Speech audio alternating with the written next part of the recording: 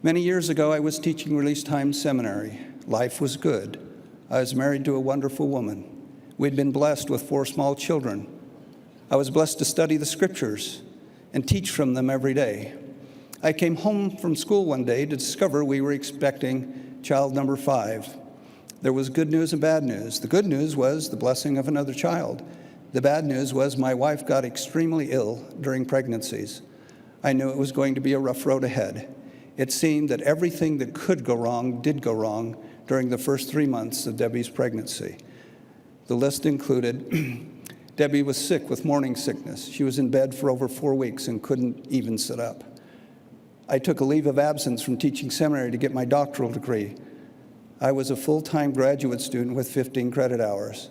I was attempting to fill the role of mother while Debbie was ill. This included house cleaning, laundry, fixing meals, tending kids, running errands, and nursemaid duties. The dishwasher broke. I had no money to fix it or to repair it.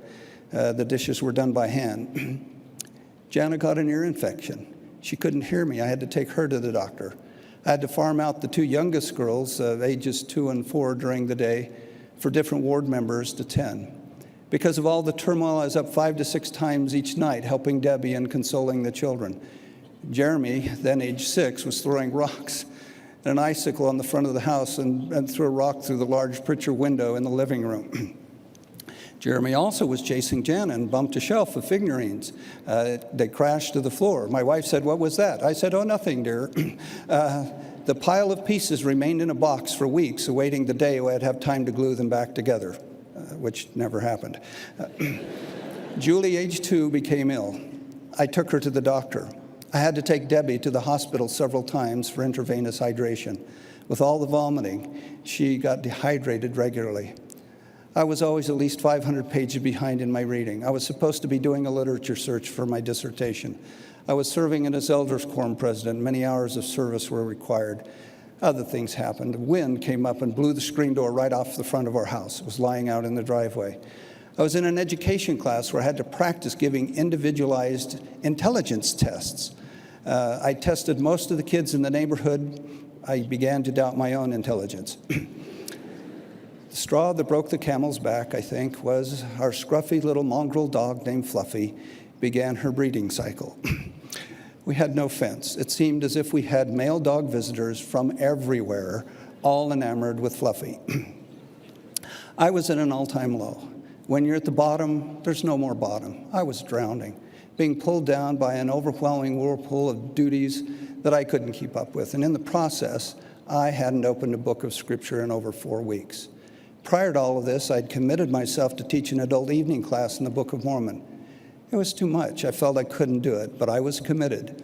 So the night before the class was to begin, I found myself preparing during the only quiet time available, between midnight and 2 a.m. After about an hour of study, I suddenly stopped. Something was different, very different. It took a few moments for me to realize what was happening. Then it came to me like a revelation from heaven. For the first time in 4 weeks, I wasn't depressed. It was also the first time in 4 weeks I'd immersed myself in Scripture study. Because of the tailspin of life I'd found myself in, I felt I had no time to study the Scriptures. I was barely surviving day to day. It seemed like it was impossible to allot any time for Scripture study. I submit to you that the following words of President Spencer W. Kimball are true. There are blessings that come from immersing ourselves in the Scriptures. The distance narrows between ourselves and our Father in heaven. Our spirituality shines brighter. We love more intensely those whom we should love. It's much easier to follow counsel. The lessons of life are learned more readily and surely. I witnessed the blessing of immersing myself in the Scriptures. I testify that the light from the Book of Mormon helped chase darkness from me.